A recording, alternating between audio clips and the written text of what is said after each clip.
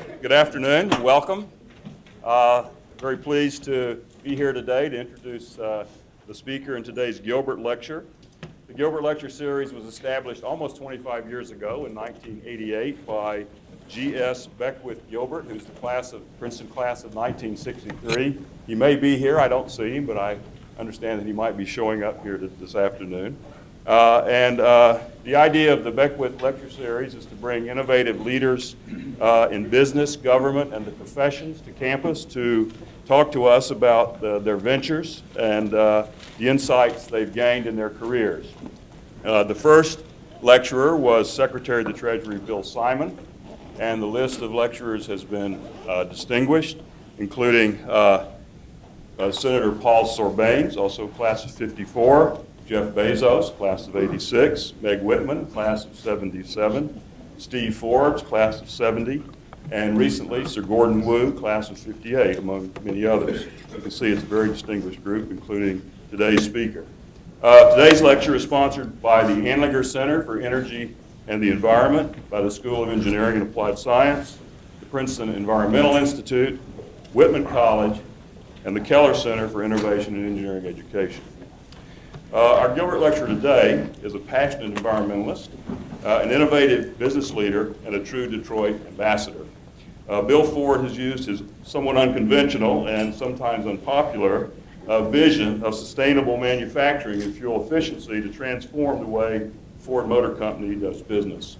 Bill joined Ford as a product planning analyst shortly after his graduation from Princeton in 1979. He earned a master's degree in management from MIT in 1984. He rose through the ranks at Ford, becoming CEO in 2001, and then becoming executive chairman of the board in 2006. Bill has consistently encouraged the development of cleaner, more efficient, more energy-efficient vehicles and plant operations throughout his time at Ford. He was an environmental visionary from a young age. He recognized early the need for next-generation fuel cell technologies that would eventually replace fossil fuels.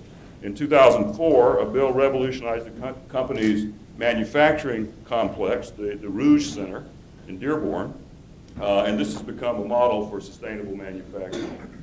Ford was, of course, the first automaker to bring to market a hybrid SUV, which won the 2005 North American Truck of the Year award. And Ford's first all-electric car, or electric-only car, is slated for market later this year. In a difficult economic environment, I think all of us know that Ford was the only of the three big U.S. automakers to pass on receiving federal bailout funds. Echoing Bill's great-grandfather Henry Ford's commitment to product excellence, Ford automobiles consistently top consumer quality and durability surveys, and with new and innovative marketing efforts focused on social media, the company is really flourishing. I think as any of us who read the paper know. No one can introduce Bill without mentioning his love of sports. He was a member and officer of Princeton's championship 1979 rugby team.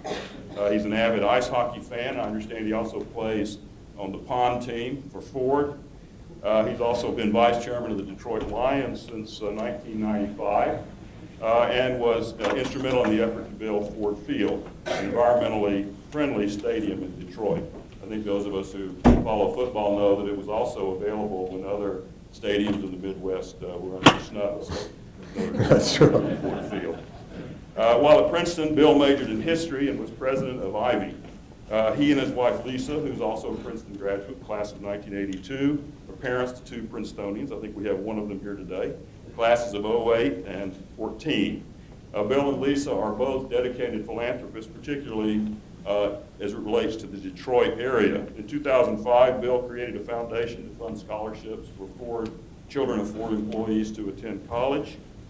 He's also chair of the board of directors of the Detroit Economic Club and vice president of the Detroit Lions Charities, which was founded to assist charitable and educational causes in Michigan with an emphasis on Detroit's children and youth. In an era of critical environmental challenges, Bill has built on the Ford legacy of quality and innovation to find new directions for the company while minimizing its impact on the environment. So Very happy to have Bill back at campus, and please join me in welcoming him. Well,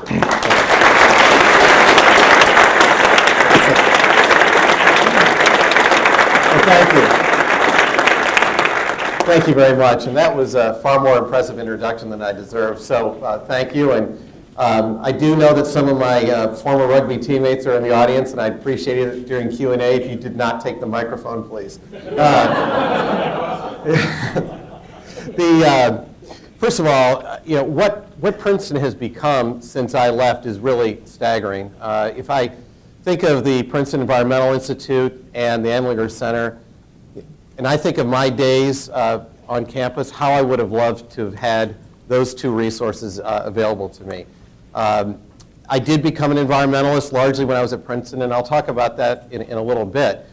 But I was flying by the seat of my pants. I didn't have the resources that are available to you all now, and they're spectacular. And you will be so much better informed and really much better equipped to enter the workforce and to help really change the world. And I think what you have here is really spectacular, and I'm very envious, but I love it. What I'd like to do is just spend a few minutes talking about what happened to our industry 4 or 5 years ago.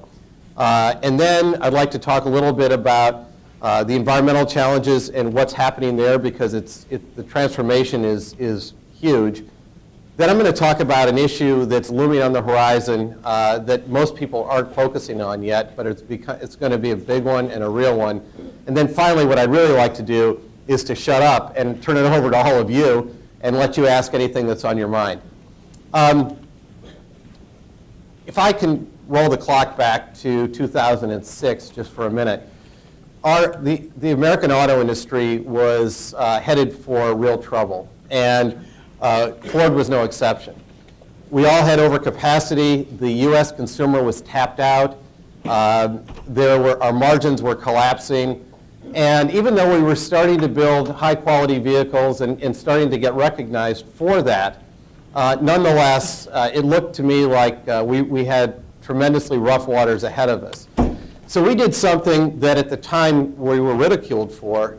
We went ahead and borrowed every penny that we could, $23 billion, and we mortgaged everything, including the Blue Oval, our trademark. And you can imagine the family meetings that came after that. You did what? Yes, we did, because it was clear to me that we had ahead of us a restructuring that was going to be enormous and unprecedented, and even with that, there was no guarantee that we were going to get through. So at the same time, I hired a fellow from Boeing, Alan Mullally, who had done a major restructuring at Boeing, and I thought he'd be the perfect guy to help us come do it. Turns out he was. And so with that, we launched a plan to try and get us through what we saw as a very, very difficult period ahead. Interestingly, our two principal competitors in the U.S. Either didn't see it the same way or didn't act as quickly. And then, of course, in 2007, the credit crunch hit. Credit dried up for customers, dried up for companies. And you all have lived through it. You know, it was a very, very tough time. Banks were failing. Banks were on the edge. Consumer confidence was horrible. And everything kind of ground to a halt. And in that era, both General Motors and Chrysler declared bankruptcy. And as a young boy growing up in Detroit, if anybody had ever said to me that I would live to see the day when Chrysler and GM were to declare bankruptcy, I would have said, no chance. This is a fairy tale, and not a very nice one. But in fact, it happened. And at that time, we had to make a decision at Ford. Did we want to accept federal bailout money or not? And it was a pretty quick discussion. Said, no, we didn't. We wanted to be masters of our own destiny. We wanted to chart our own course, and we thought we had the ability to do so. A couple things happened. Turns out things stopped getting worse. And as I was telling President Tillman at lunch, things didn't have to get measurably better. They just had to stop getting worse. And thankfully, things bottomed out in sort of the end of 2007, early 2008, and then just sort of held at at a lousy level, but at least it held. And at that level, we started to dig ourselves out of the hole. What was really interesting, though, and something we never expected, was the fact that during that period, how our decision to not take federal money would resonate on Main Street America. We were inundated with letters, thousands of letters, from sort of people in the street from Midtown America who would say something like this: hey, I'm a small business owner, no one would ever bail me out, you guys did it the right way, and I've never bought a Ford before, but I'm going to consider one now. And and it was really heartwarming. I also told President Tillman, people are even sending us money. But it's true. I'd get $20 from some lady or $10 from some man somewhere saying, I don't know if this will help, but here you go. And so I had a great party with all of it. No, I sent it all back and thanked them. But it was really touching, and really, we actually had thought a very different kind of reaction might happen. We thought the customers may say, well, all my taxpayer money is in these companies, I guess I better go buy one. We never thought that people would, A, pay much attention to the fact that we didn't take bailout money, or B, would really care. So that was a really interesting time for us. And the good news is people did follow up on it. Our dealers were telling us they were seeing customers that they had never seen before.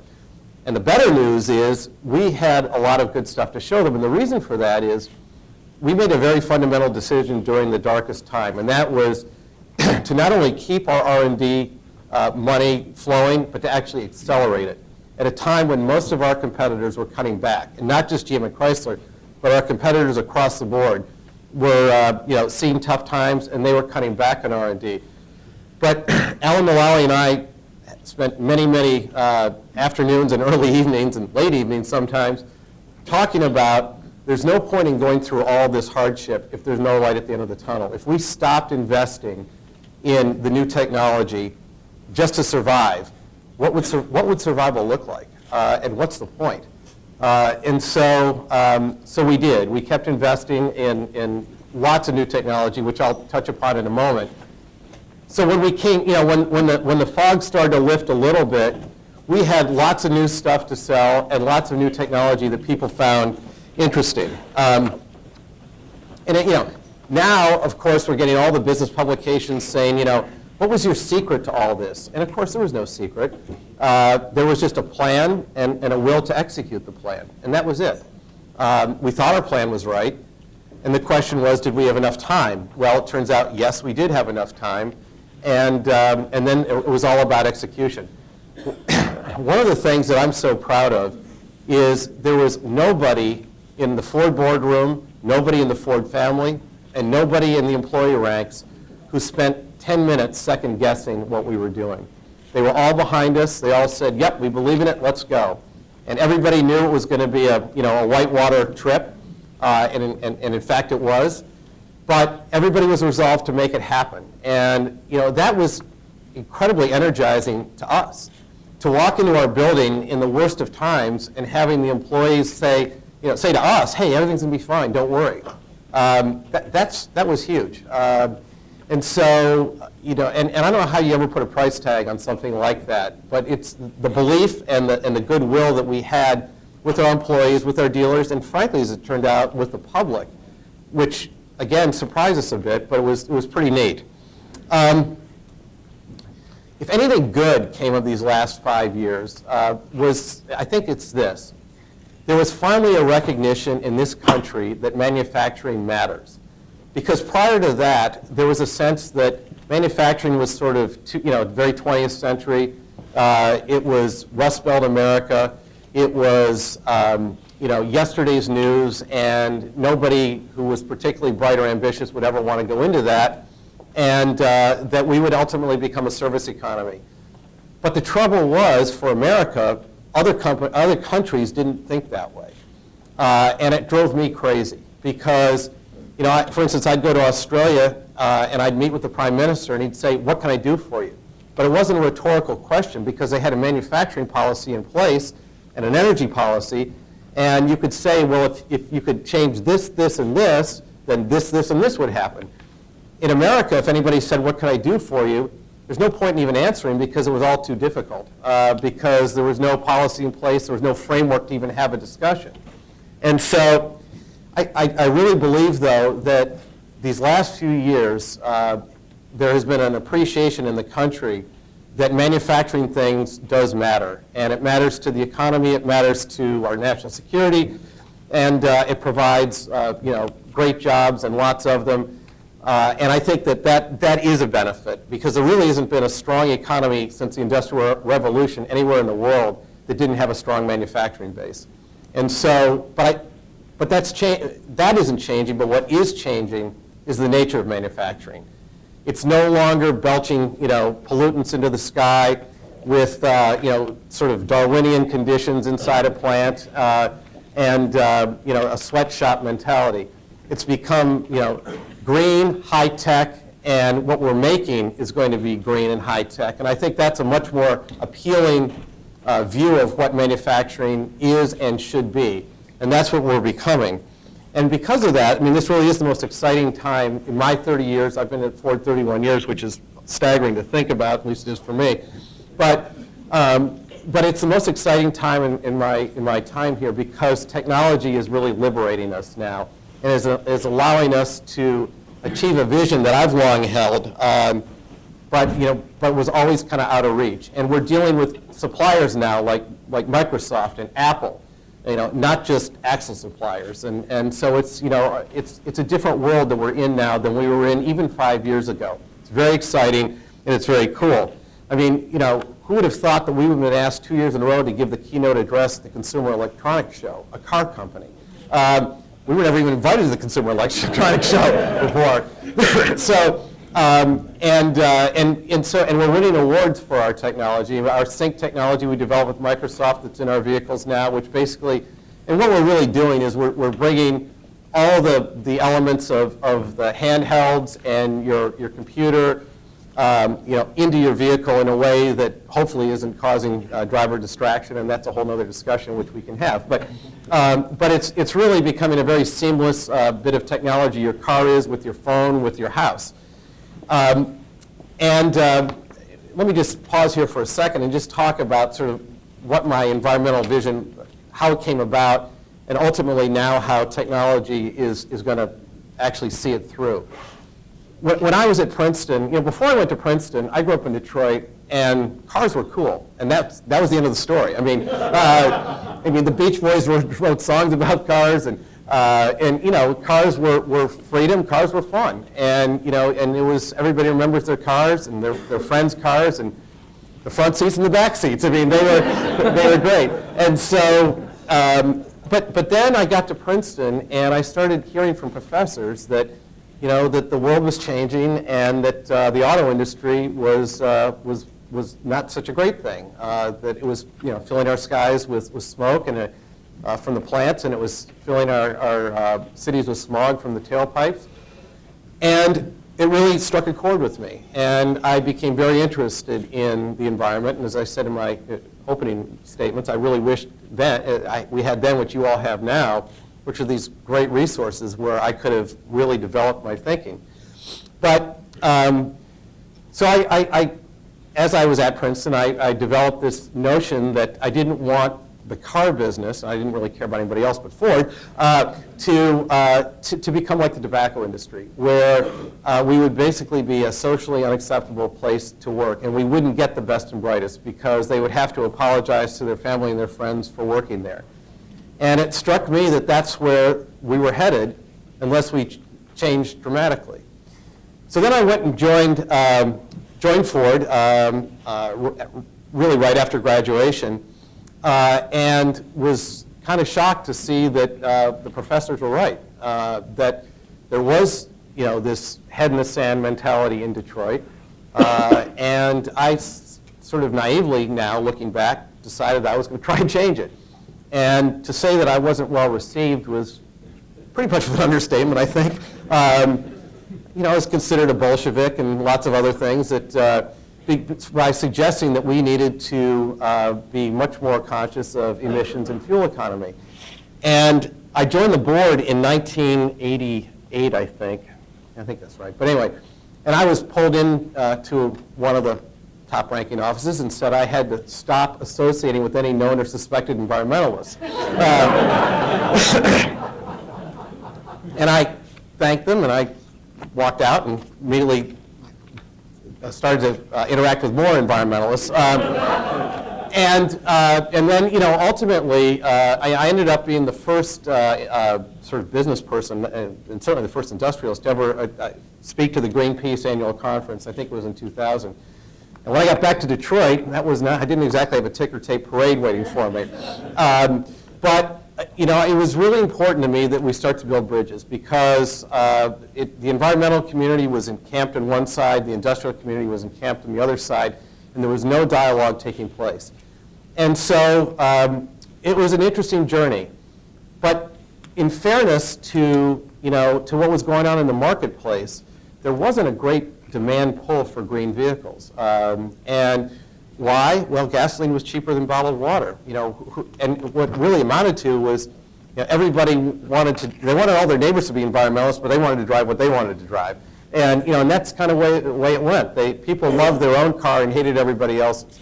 And the trade-offs that people were asked to make to drive environmentally friendly cars until very recently were too onerous for most people because, frankly, if you said to somebody, do you want to be green, everybody would say yes.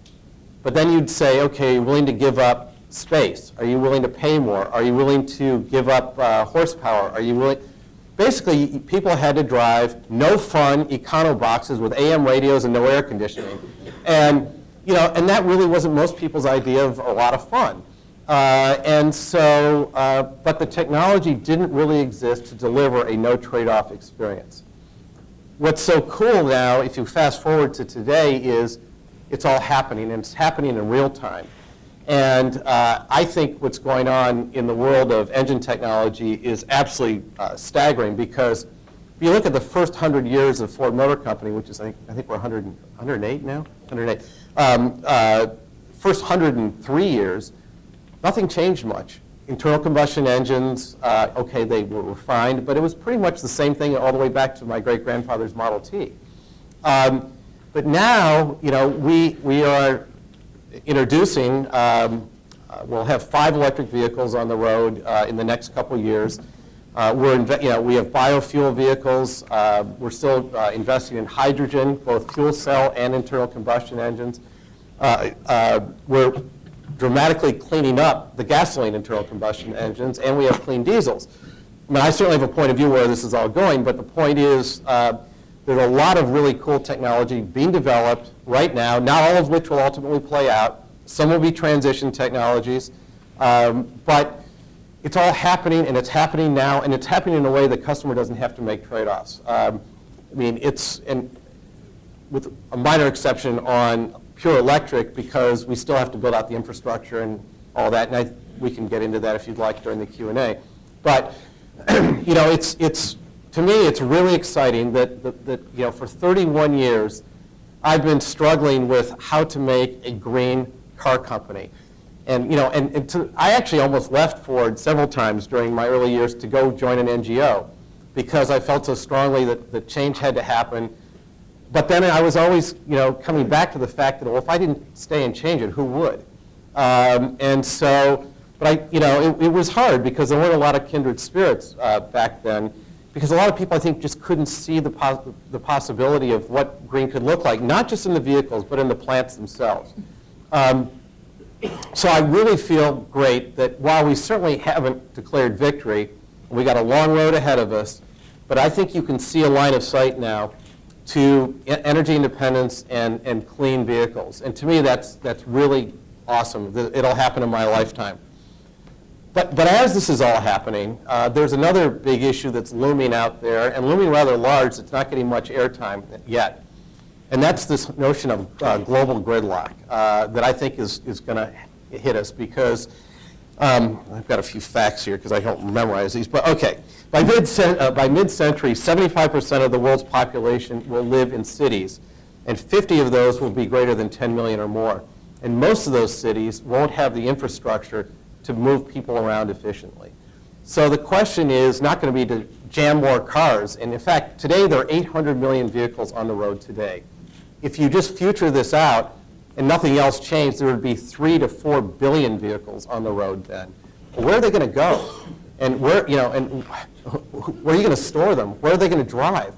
And this is going to be a big, big issue and we're going to see it last here in the U.S. If you go to Asia today, you're already starting to see it. I mean, you go to Beijing, and the average commute is 2.5 hours today.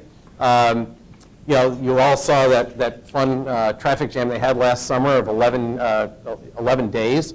And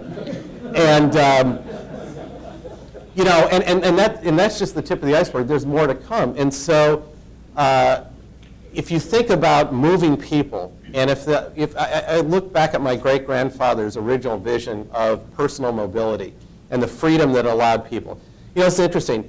Before the Model T, most people never traveled more than 20 miles from home in their entire lifetime.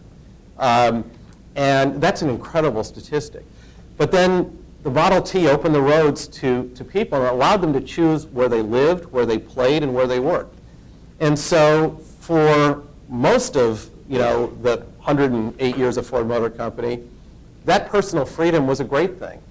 And then you think about the ambulances and the school buses and the police cars and the fire trucks that were also made to help society, and that was great. But the limits to that, were not really known. And the first limits, of course, I just discussed were the environmental limits.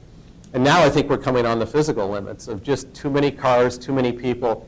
But how are you going to then preserve the individual mobility? And it won't be just mass transit, because people mass transit's great. And I've always been for it. And in fact, I don't ever see a conflict between individual car ownership and mass transit at all. But people don't move in a linear fashion. People move all around how they want to move around. So mass transit will be part of it, but there has to be more. And I don't yet know what that looks like. There's some interesting experiments that are starting to pop up. In Hong Kong, there's a project called Octopus, which basically pulls all the transportation assets of Hong Kong together, the subways, the buses, the rent cars, the taxis, the bicycles, and you get ticketed through your cell phone for going to point A to point B on any one of those assets. And that's interesting, but that only works if there's a city actually has control of all those things. That doesn't, New York, that'd be an interesting exercise. Or Mumbai, or places like that. But I think that the notion of integrating all the transportation assets of a city, and then if you then think about having a hub where they all come together, or lots of hubs where they come together, where you get off the subway and get on a Segway, or get off the bus and get in a taxi, or get in a zip car, or whatever. Then those hubs have to be clean, safe, and they probably become social hubs too, with restaurants and coffee shops where people will naturally want to congregate. That kind of vision, I think, can start to take place. Lots of other things that are really cool that are just starting to get going. Some of which are being worked on here. The notion of driverless cars,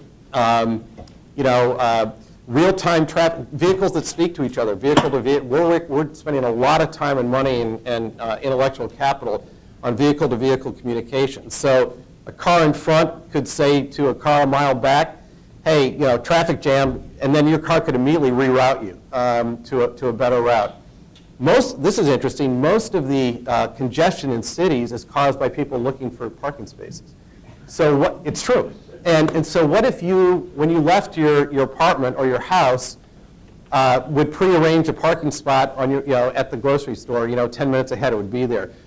And you would also have real-time info as you drove into a city and where the available parking spots were at that moment. Those things are not that far out there. Actually, this is stuff that's almost ready for prime time.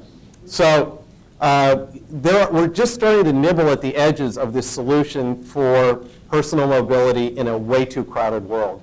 But we certainly don't have all the answers yet. We're not actually, as I say, we're really not even having the dialogue yet. I think that'll come up very soon. So, I guess it's the way of the world. You get one huge problem, you think, just sort of, within your line of sight, and all of a sudden this other thing pops up, and you go, oh my God, how are we going to deal with that? But I think it's really exciting. And just like on the green issue, excuse me, it'll be technology that basically allows us to have, continue to have the individual freedom and mobility that we've all come to sort of take for granted. And I think people would very grudgingly give up if they had to. So with that, what I think I'd like to do is just sort of stop here. And anything that's on your mind, I'd like to have at it. So, yeah. Yes, sir. My father-in-law was UAW Ford, and certainly Ford and the UAW were very much influential in establishing a middle class in the United States. What do you see as the trends toward employment of Americans, employment of non-Americans, and where did we come from? What does it look like in the future? Well, it's interesting. Thank you for that. I'm of the view, it drives me nuts sometimes when I go places and people say, well, how do you deal with those damn unions? I don't think the union, look, we're the ones who gave it to them. If there was any inequity in the system, it took two to tango. And frankly, we work very well with our union. We deal with the United Auto Workers. They've been a great partner with us. We don't always agree, but frankly, I look at them as Ford employees. I don't look at them as union members. They're all part of the Ford family. And so, and we certainly share a common view that manufacturing in America matters. And so, where do I see employment going? Well, I think first of all, as I said earlier, it's a good thing that there is a recognition that we should be making things in this country. And I would actually say to all of the students here, I'm kind of tired of our best and brightest always going to Wall Street. I'd rather have you come help us solve some of these huge problems and help make the world a better place and create wealth by making things. It's just a small sales pitch, but it's but it's true because I think of what we're doing, and first of all, it's really cool to work on these issues. Second of all, if we make breakthroughs, it's going to affect everybody in a positive manner, and I think that so I think that manufacturing and R&D and technology development should all happen in this country. I believe it will happen in this country. But it's. I think I understand the gist of your question. There are a lot of competing forces out there, lower cost places to manufacture. But it's interesting about cars. Cars are big things. They're tough to ship. I mean, they're expensive to ship. So we prefer to make them where we sell them. I mean, it's interesting. My great-grandfather believed that because he thought it was the right thing to do for the local communities. But frankly, the business model would sustain that, through to today. That on balance, we'd like to be, we'd like to build where we sell it. And so other items that maybe are, certainly smaller and more easily shipped might have a different point of view on that. But it's hard for me to imagine, a strong America and a strong industrial base without a strong contribution from the auto sector. But as I said, it has to be a different kind of auto sector. It has to be a cleaner auto sector, a more high-tech auto sector. And we're becoming that. But and really the multiplier effect on a manufacturing job versus any other type of job, it's not even close. In our industry, one manufacturing job spawns 10 other jobs. And that's a huge, huge multiplier that you don't see in most other sectors. So given that, I'm really happy we're hiring now in America again. We've added I think 1,000 jobs this year, and we announced 2,500 next year, manufacturing jobs in the U.S. that are new. So, I want to see us continue to do that. Yes? So you spoke earlier about the advantages of not accepting federal bailout money. What about competitive disadvantages that came about as a result of GM and Chrysler receiving protection of the bankruptcy court and also receiving federal money? Were there competitive disadvantages, and if so, how did Ford deal with them? Well, yeah, there were huge competitive disadvantages with our decision. First of all, they got a clean balance sheet, and we didn't. We had 20 plus billion, almost 30 billion in debt, and overnight they ended up with a clean balance sheet. They ended up with a huge cash infusion, and one thing that people kind of don't typically know is GM's not going to have to pay taxes for many years. It was unusual. In most bankruptcies, you don't get to carry forward all your prior tax losses, but they did. So they have a triple advantage. They got a clean balance sheet, they got a ton of cash, and they're not going to pay taxes for a long time. Having said that, I wouldn't trade places with them. I love where we are. I like our freedom. We're paying our debt down much faster than I think people thought we could. Frankly, we're paying our debt down faster than we thought we could. And so pretty soon, I mean, we're doing it with real money rather than, taxpayer money, but which, I guess is real money too, but it feels more real when you have to go borrow it yourself. But those are significant competitive disadvantages for us that they would emerge with, with one day they wake up and it's all there, just as I described. We have a mountain of debt.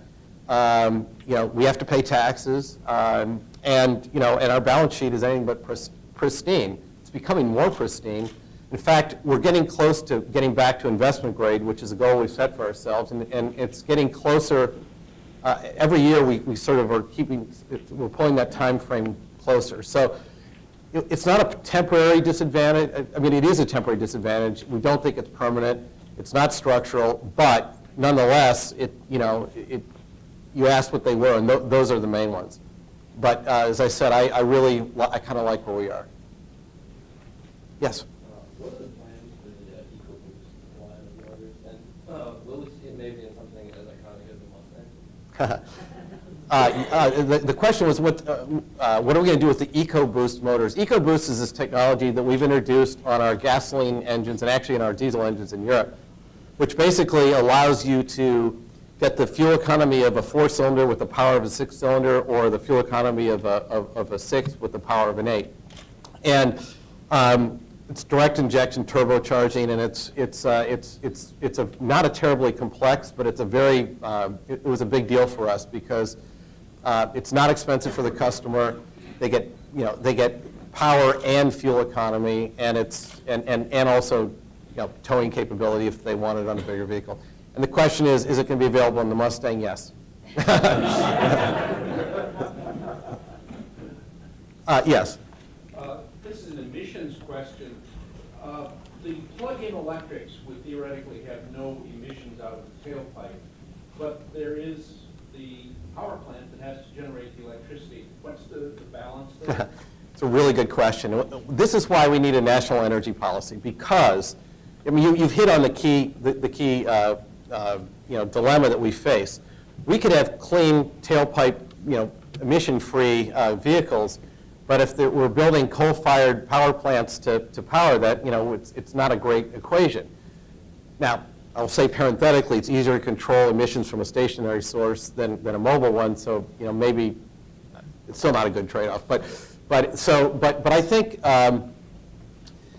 here's where we are in this development of electric vehicles, and it does require a national conversation because you've got to build out a smart grid, and that doesn't exist. And what that means is basically, the local power company in Detroit can't speak, so to speak, with the power company in Toledo, Ohio. Different systems can't transfer power, and so we're really sub-optimizing our energy generating capability. So we've got to build out the smart grid. Well, first of all, you have to have a common definition of what the smart grid is, because it's sort of like saying sustainability kind of means something different to everybody. But basically, we have to define it, and then we have to build it out, and then we have to power it. And because I do think electric vehicles are the way to go. We have 3 types of electric vehicles today. You have the pure electric vehicle, and that pure electric vehicle is completely emissions-free. They're fun to drive, great torque. They're a blast, actually. And you can load them up with all the things that you'd like to put in a car. The problem is going to be, and always will be, one of range.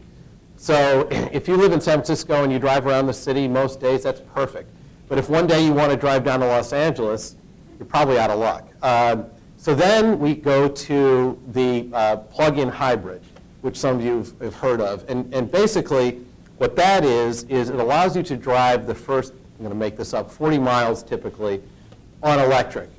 And once that's exhausted, an internal combustion engine kicks in, and then you can drive forever. So again, if you live in San Francisco and most of your daily driving's 20 miles, you're just driving on electric. But then you do have the freedom to drive to LA on the weekend if that's what you want to do. The third type is what you're most familiar with, which is a conventional hybrid, which basically trades back and forth between an electric motor and a gasoline engine. And you as a customer don't have to do anything different. You have to plug it in, you just fill it up, and then the vehicle does its thing. And those are the three types of electric vehicles that are out there. The only completely clean one is pure electric. But that does have range limitations. And that will change too as battery development, you get, and storage capability and all those things start to build out. So, you would expect that to become a better equation as time goes on, and I certainly do. But as we sit here today, that's sort of what we're looking at, those three kinds of vehicles. All of them are better than kind of what we've been used to. I think for at least the medium term, the plug-in hybrid really, in many ways, has a lot of utility. But it's not totally clean. And the other thing is, you need to be able to charge we've developed this charging system with Microsoft where your home will, and you actually have an app on the phone where you can charge, you can see wherever you are in the world what the status of your charge is. You can tell your car to start charging even if you're in another country.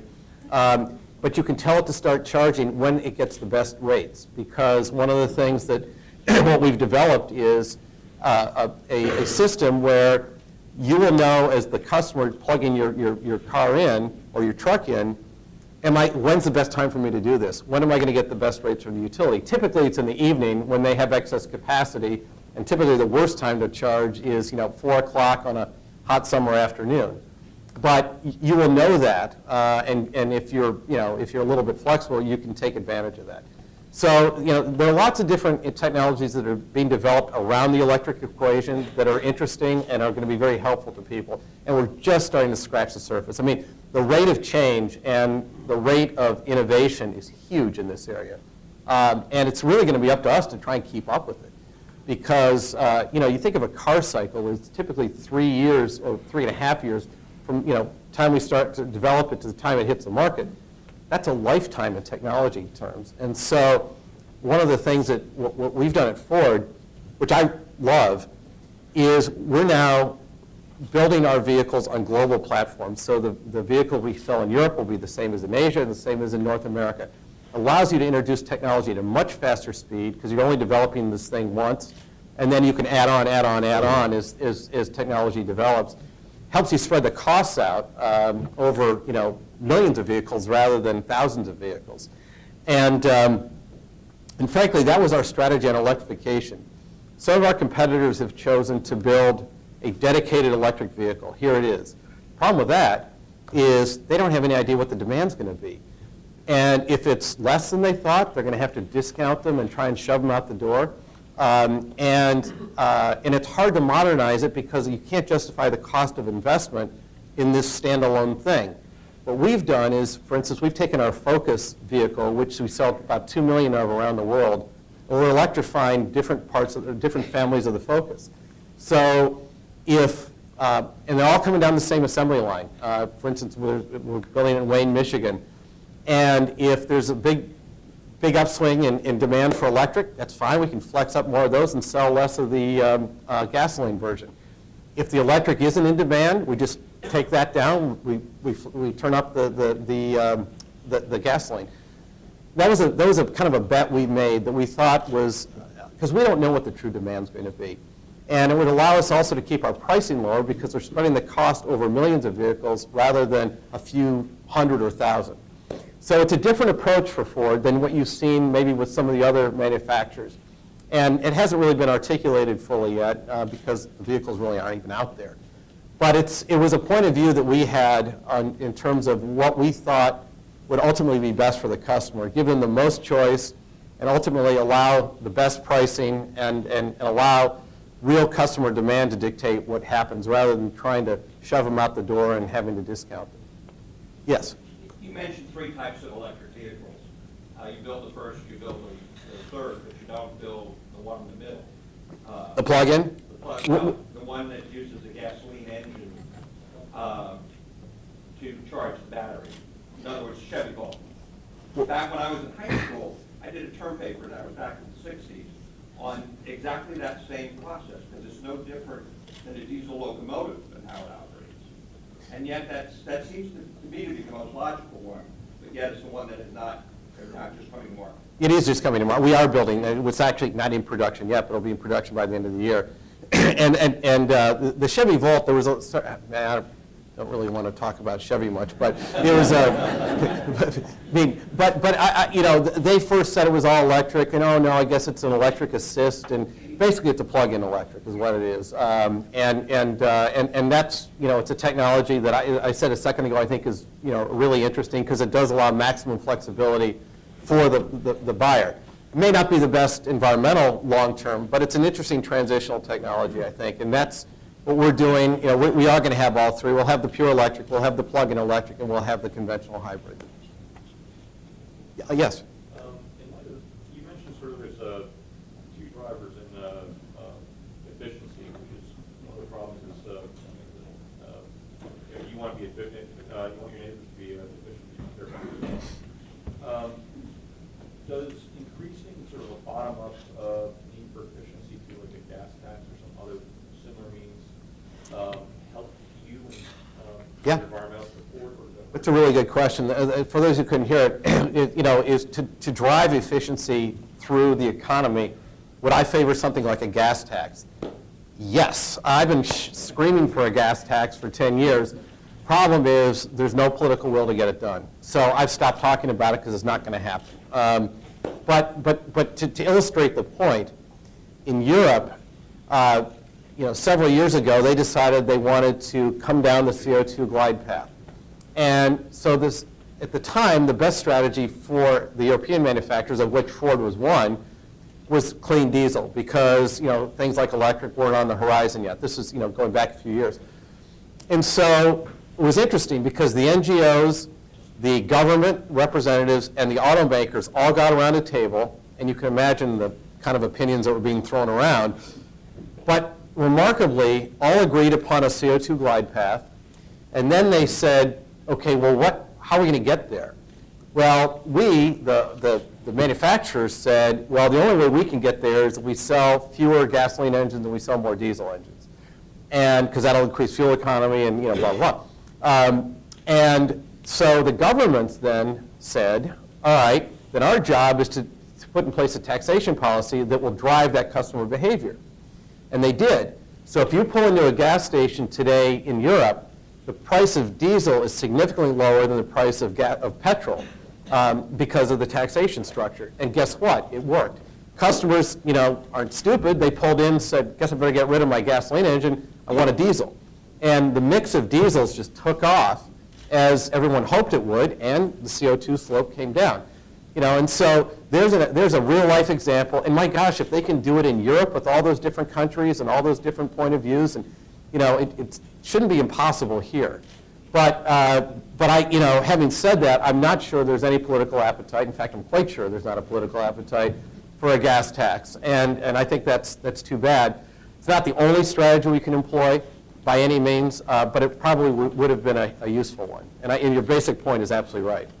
So could we take maybe one more question? Yeah, I see a lot of people falling asleep. That's good. You pick them out. Oh. Oh, okay, yes, yes. I had two questions. Choose which you prefer to answer. What was the on-the-scene decision-making like in deciding to announce the Focus Electric at CES? And then the other possible question is, what's next for my Ford Touch? Oh, well, those are good questions. Well, you know, the CES was obviously an interesting place, a non-traditional place for us to announce a vehicle. But if you think of the technology that it took, you know, to create that vehicle, and the kind of people that would be interested in that vehicle, clearly the CES was the kind of place, and also the Focus, the next generation Focus, which has been completely redesigned, is really, you know, I believe is going to appeal to a much younger audience than traditionally before. So you marry that with all electric, and a place like CES where you have a lot of young people who are leading thinkers and very interested in technology, it kind of became, in my mind, you know, a logical place for us to do it. So there wasn't a ton of, it really wasn't that tough a decision. Everyone, once we started talking about it, it became kind of, yeah, that's cool, let's do it. What's next for My Ford Touch? Those of you who don't know My Ford Touch, it's sort of like bringing an iPad into the car, and it really combines your phone, your iPod, or actually your entire entertainment system, your GPS, and the climate, all in one entity. And you can either do it through voice, or you can do it through touch. Now, some of those things are disabled as you start moving, because driver distraction is a big deal. So what's next? Well, if you think about kind of what's logically to go next, you can really add on to the GPS features quite easily, and things about parking spots and those kinds of things. All of a sudden, the apps are almost limitless, and we have open architecture on it, and we do it because we want people to start to develop all kinds of stuff. So really, there's more. It's coming at us so fast that we're trying to figure out a way not to overwhelm people, because one thing that we do know is, as cool as technology can be, you can freak people out. And even the My Ford Touch, I mean, even me, I do this for a living, I had to sit with it for 15 minutes, which isn't long, but when I first got in the car, I had to sit and play with it a little bit to make sure, do I understand this, do I understand this? So, and I won't mention the competitor, but a few years ago, one of our luxury competitors introduced a very complex technology into its vehicle, and nobody knew how to drive it. And it was really technology for technology's sake, not technology for the customer. And so what we're trying to do with everything we do is make sure we look at it through the customer's eyes, say, is this something they're going to value, and is this something they're going to understand? And because you all know the world of technology is so vast, and there's so much cool stuff out there. But the question is, how can we do it in a way that's really consumer friendly? And so the My Ford Touch really is just the beginning of the platform, and it's going to be built upon and built upon, so that it will look, I think, in 5 years almost unrecognizable today. Thank you, Bill. Oh, thank you. Thanks.